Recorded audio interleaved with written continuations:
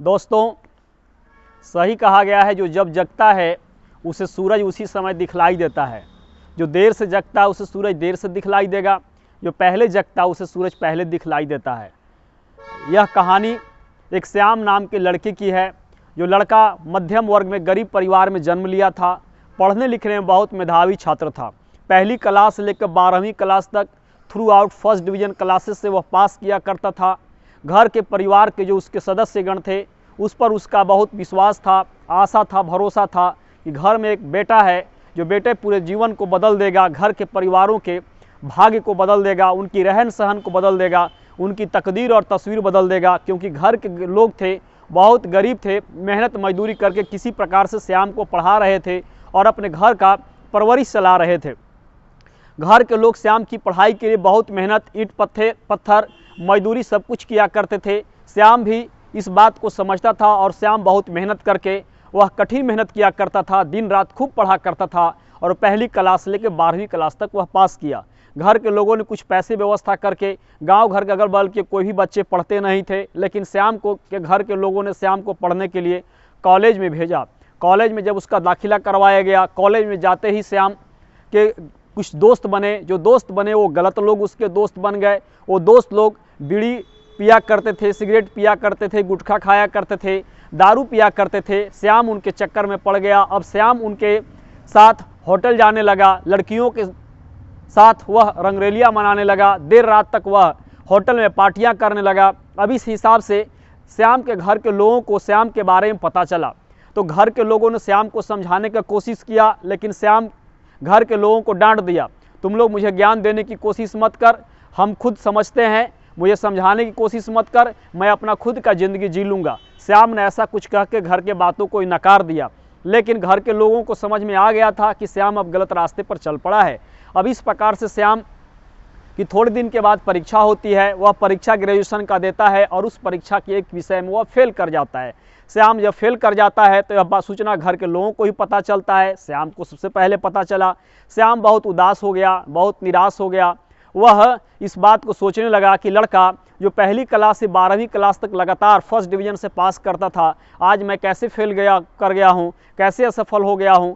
श्याम एक कमरे को बंद कर लेता है, वह सबसे दूरियां बना लेता है, वह किसी से नहीं मिलता, किसी से बात नहीं करता है और वह इसी विषय पर हमेशा सोचते रहता है कि लगता है कि अब उसकी पढ़ाई छूट जाएगी, लगता है उसका जो करियर बड़ा होने वाला था, कुछ अच्छा श्रेष्ठ करने वाला था, वह अब कुछ भी नहीं हो पाएगा, सब कुछ अब समाप्त हो चुका है। ऐसी कुछ उसकी जो जीवन है वह लगभग बदल गई है, ऐसा कुछ वह सोच रहा था। वह बहुत चिंतित था, बहुत उदास था। अब जब श्याम किसी से मिला नहीं करता था, कमरे में बंद था और कई दिनों से वह बंद था, इस प्रकार यह सूचना उसके उस पुराने जो प्रिंसिपल थे हाई स्कूल वाले, उस प्रिंसिपल साहब को पता चला कि मेरे विद्यालय का एक बच्चा जो पहली क्लास से लेकर 12वीं क्लास तक थ्रू आउट फर्स्ट डिवीज़न से पास करने वाला स्कूल का सबसे तेज बच्चा आज फेल कैसे कर सकता है, यह तो संभव नहीं है।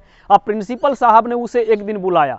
अब सब कुछ किसी से श्याम मिलना पसंद नहीं करता था, लेकिन प्रिंसिपल साहब को इग्नोर नहीं कर पाया और न कर सकता था। अब प्रिंसिपल साहब से वह मिलने जाता है, ठंडा का दिन था, प्रिंसिपल साहब आगे को जला करके ताप रहे थे। श्याम मिलने जाता है, दंडवत प्रणाम करता है, गुरुजी उसे आशीर्वाद देते हैं, दोनों बैठ जाते हैं। लेकिन न तो गुरुजी श्याम से कुछ बोलते हैं और न ही श्याम गुरुजी से कुछ बोलता है। 10, 15, 20 मिनट तक दोनों एक जगह बैठे बैठे रह जाते हैं, कोई किसी से नहीं बोल पाता। गुरुजी को नहीं पता चल पाता कि मैं कहाँ से शुरुआत करूँ, क्योंकि श्याम बहुत उदास था। श्याम को नहीं पता चलता मैं गुरुजी को क्या कहूँ, गुरुजी से मैं क्या पूछूँ। दोनों एक दूसरे से आपस में 15-20 मिनट तक बातें नहीं कर पा रहे थे और जब बातें नहीं किया तो गुरुजी को लगा कि शुरुआत किसी तरह से होनी चाहिए। गुरुजी ने जो जल रही थी आगे, उसमें से बड़ा सा इंगोरा आगे जो था कोयला, उसे निकाल करके बाहर मिट्टी में फेंक दिया। थोड़े देर तक वह इंगोरा जलता रहा, जलते जलते थोड़ी देर के बाद वह बुझ गया। बुझने के बाद श्याम ने देखा कि गुरुजी ने जिस इंगोरे को मिट्टी में फेंक दिया है वह थोड़ी देर तक जल रहा था, उसके बाद वह बुझ गया। आखिर गुरुजी ने ऐसा क्यों किया? गुरुजी से उसने पूछा, मिस प्रिंसिपल साहब से उसने पूछा, सर आपने उस अंगोरे को मिट्टी में क्यों फेंक दिया? वह तो बुझ गया, आपने उसको बेकार कर दिया। गुरुजी ने बोला कि जाओ श्याम उस अंगोरे को लाओ और उस जो अंगोरा था वह कोयला बन चुका था। अब उस कोयले को श्याम जाता और लाता और गुरुजी ने उस कोयले को पुनः आग में डालते हैं। वह धीरे धीरे आग पकड़ने लगता है और वह अंगोरा मिस जो आग कोयला था वह एक बार पुनः न वैसी आगी के जैसा जलने लगता जैसा पहले जल रहा था। उसमें पुनः वही चमक आ जाती है, वही राग आ जाती है, वही ऊर्जा आ जाती है, वही तेवर आ जाती है, वही जोश आ जाती है, वही जुनून आ जाती है। अब इस प्रकार से गुरुजी ने श्याम को बोला, श्याम तुम्हें कुछ समझ में आया? तो श्याम ने बोला, जी मुझे समझ में आ गया। गुरुजी ने बोला, देखो तुम संगत से हट गए थे, मिस जो अच्छे लोग तुम्हारे साथ थे, तुम्हारे मम्मी पापा सबका तुम सुना करता था, सबकी बात को माना करता था। जो अच्छे लोग थे, जो तेरे बारे में अच्छा सोचते थे, अच्छा करने का कोशिश करते थे, उनके साथ तुम जब तक था तब तक पहली क्लास से लेकर 12वीं क्लास तक थ्रू आउट फर्स्ट डिवीजन तूने पास किया।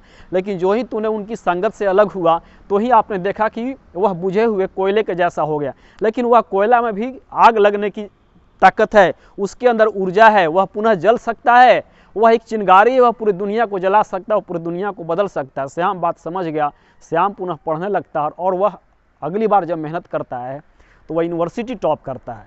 यह थी स्टोरी श्याम की। इस हिसाब से जीवन में उतार चढ़ाव आते रहते हैं, थोड़ी कभी नकारात्मक कभी सकारात्मक चीज़ें आते रहते हैं। ज़रूरत है विश्वास और हौसले के साथ रहने का, सब कुछ ठीक हो सकता है। इसी विश्वास के साथ यह स्टोरी समाप्त करते हैं। जय हिंद, जय भारत, वंदे मातरम।